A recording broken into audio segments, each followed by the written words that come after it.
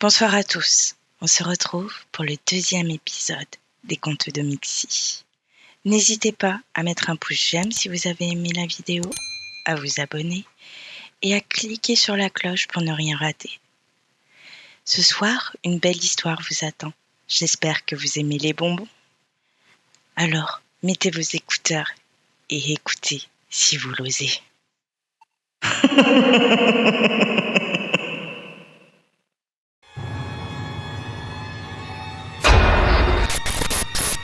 It's raining, it's pouring.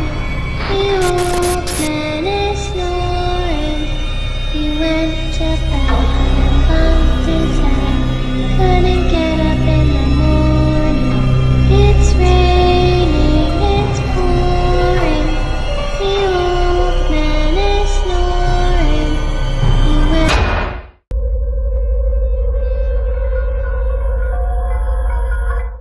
Il est 1h45 du matin et tout le monde dort dans la maison. Sauf toi, tu n'aimes pas dormir. Tu préfères être devant ton ordinateur et parler à tes amis, même si à cette heure-là, il n'y a personne de connecté, à part Anna, ta meilleure amie. Tu es en train de lui parler de tout et de rien, et elle aussi. Vous continuez à vous parler, quand subitement, elle arrête d'envoyer des messages. Tu continues de la spammer avec un mauvais pressentiment. Si elle était partie, elle t'aurait envoyé un message.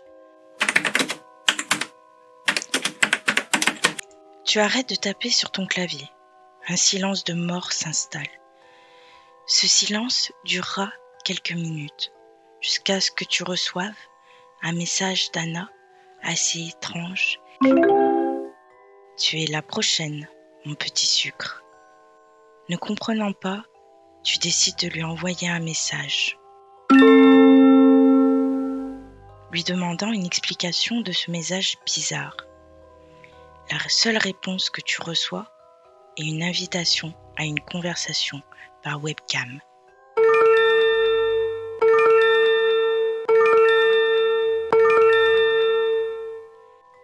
Tu acceptes et ce que tu vois te glace le sang. Anna est assise sur sa chaise de bureau, le visage mutilé. Quelque chose qui ressemble à du caramel ou du sucre fondu a brûlé sur ses yeux, se mélangeant à ses larmes.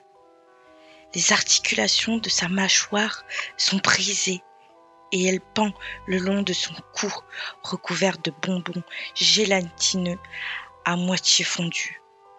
Sa langue est arrachée et clouée sur son front grâce à une sucette dont le bâton avait été taillé en pointe.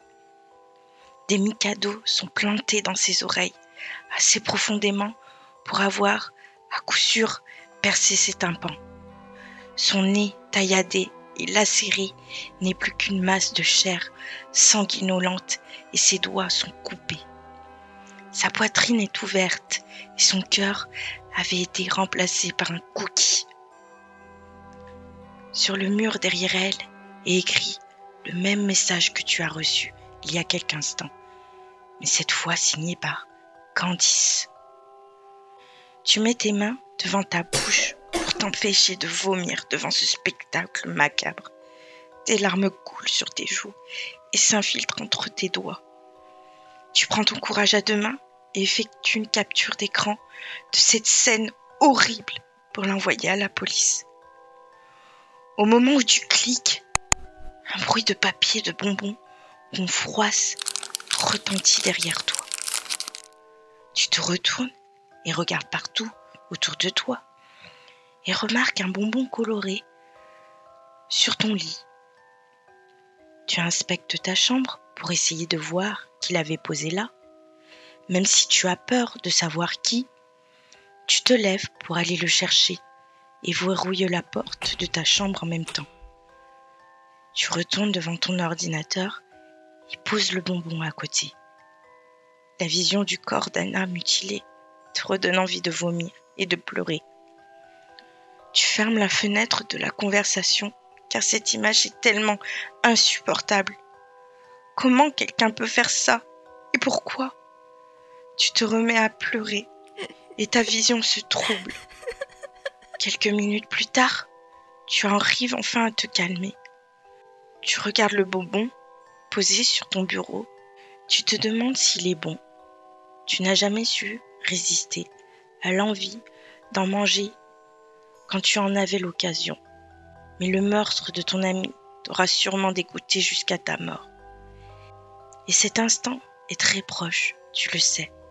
Tu n'as aucun moyen de t'échapper, ni même de te défendre, alors autant en profiter.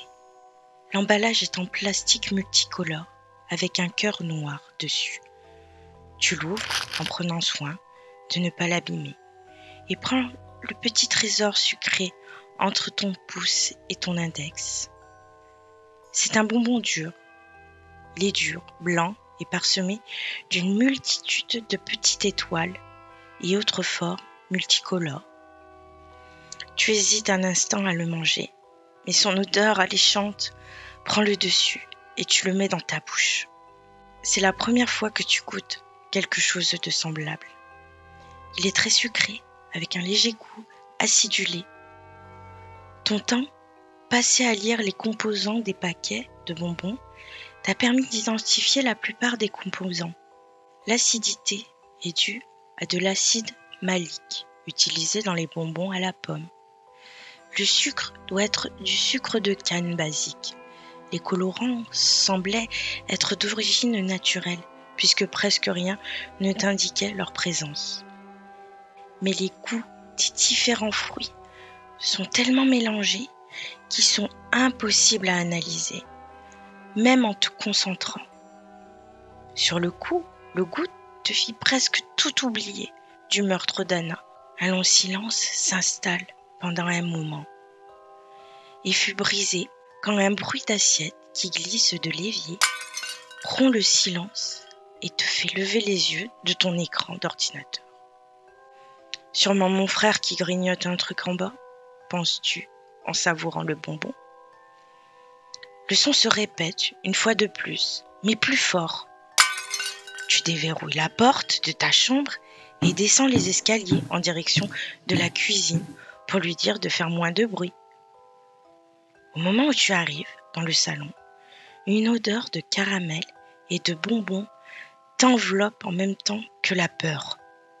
C'est à ce moment-là que tu te rappelles de la mort d'Anna. Tu essayes de fuir, mais tes jambes ne veulent pas.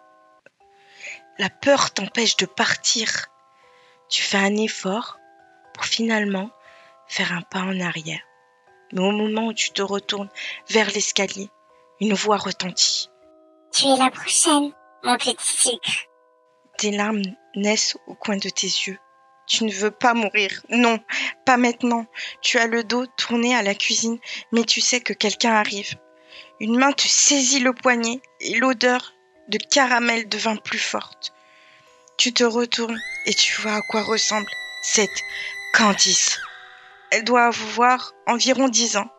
Elle a des cheveux longs, blonds, clairs, des yeux verts, une robe rose avec des fraises dessus, des chaussettes hautes, blanches et des petits souliers rouges. Des taches de sang sont présentes sur ses mains et ses habits, sûrement celui de ton ami sauvagement assassiné. Elle a une sucette dans la bouche et 2 casseroles, une de caramel et une de bonbons gélifiés. La main qui retient ton poignet se resserre presque jusqu'à couper la circulation du sang dans la tienne. Tu te débats pour te libérer en vain. Comment une petite fille comme elle peut avoir autant de force ? Elle finit par te lâcher d'elle-même et te regarde avec ses yeux verts. Elle prend la cuillère en bois qui est dans la casserole et d'un coup te saute dessus et t'immobilise en un rien de temps. Tu essaies de te débattre en vain, elle ne bouge pas d'un pouce. Elle verse du caramel encore bien liquide sur la cuillère en bois et l'approche de tes yeux. Tu commences à pleurer, connaissant le sort qui t'attend. Tout se passe au ralenti. Le caramel qui coule lentement sur tes yeux, la douleur atroce de ta bouche qu'on déboîte, le déchirement de ta langue qu'on arrache, la brûlure des bonbons fondus sur ton cou, ton nez lacéré, tes doigts coupés. La dernière chose que tu entends avant de te faire percer les tympans est « Tu es la prochaine, mon petit sucre. » Puis, une douleur atroce dans tes oreilles et plus aucun son. Tu es sourde, aveugle et tu ne peux plus sentir, goûter et toucher. Privé de tes sens, tu ne peux que souffrir en silence et attendre impatiemment que tout s'arrête. Tu sens quelque chose qui se plante dans ton crâne, mais pas assez profondément pour atteindre ton cerveau.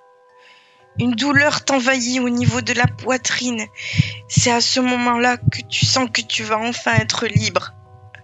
Rien que d'y penser, tu sens tes souffrances disparaître. Enfin, le temps passe. Combien de temps? Tu ne sais pas. Est-ce que tu es morte? Tu n'en sais rien. Tu te détends? Tu n'as plus mal? Non, tu vas bien. Tu es si légère. Tout à coup, libre. Tu es enfin libre. Enfin. Tu es la prochaine, mon petit sucre. Vous avez aimé?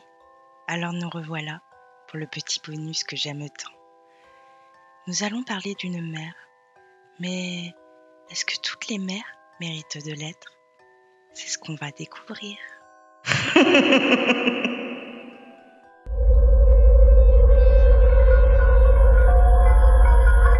Tout a commencé lorsque Tonia est tombée enceinte. C'était une femme aux yeux marrons et aux cheveux noirs qui lui arrivaient aux épaules. Elle a toujours voulu un homme qui l'aime et qui s'occupe d'elle. Mais quand elle s'est finalement mariée, quelque chose lui est malheureusement arrivé. Son mari avait disparu lorsqu'elle a découvert qu'elle allait avoir un enfant. Elle a commencé à détester le bébé qu'elle avait dans son ventre et à penser que l'enfant était la cause du départ de son mari.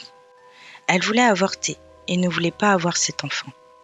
Mais sa mère et sa sœur ne l'ont pas permis.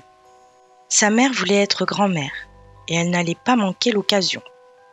En plus de cela, la mère et la sœur pensaient que le bébé n'était pas blâmé pour le fait que Tonia était avec le mauvais homme. Heureusement, Olivier n'a jamais subi de violence, physique ou émotionnelle une fois né. Tonia était étroitement surveillée par sa mère et sa sœur pour s'en assurer. Au fil du temps, Tonia s'est penchée pour ne pas s'occuper de l'enfant. Elle lui reprochait toujours la perte de son mari. Olivier Anderson était un adorable garçon de 4 ans. Sa tante, Suzanne, lui a donné un chapeau avec des oreilles de chat. Et Olivier a adoré le chapeau de toute son âme, bien qu'il ait accidentellement perdu l'une des oreilles du chapeau. Un jour, Tonia a fait quelque chose d'impardonnable. C'était le 5e anniversaire de l'enfant. Et tout le monde dormait ce matin, à part Olivier. Tonia entra dans la chambre d'Olivier et lui fit croire qu'il allait dans un endroit spécial pour fêter son anniversaire sans sa grand-mère et sans sa tante. Olivier a accepté car il a toujours voulu passer du temps avec sa mère. Olivier et Tonia sont allés à une falaise et Olivier a cru que c'était seulement pour voir la vue avec sa mère. Mais juste au moment où ils approchèrent du bout de la falaise, sans y réfléchir à 2 fois, elle lui a dit « Joyeux anniversaire !» et a poussé le garçon de la falaise. Elle l'a assassiné avec succès parce qu'elle ne voulait plus voir le garçon grandir. Maintenant, le pauvre fantôme, âgé de seulement 5 ans, visite les maisons des autres. Sa présence est facile à ressentir lorsqu'il rit ou court. Si vous le rencontrez, la dernière chose que vous entendrez sera Tom ne vous aime pas. avant que le chapeau nommé Tom ne vous détruise complètement. Voilà, ce dernier épisode est fini. J'espère que cela vous a plu. En attendant, n'hésitez pas à mettre un pouce j'aime et à vous abonner. Et bien sûr, appuyez sur la cloche pour ne rien rater. Je vous dis à bientôt pour une prochaine vidéo. Et bonne nuit.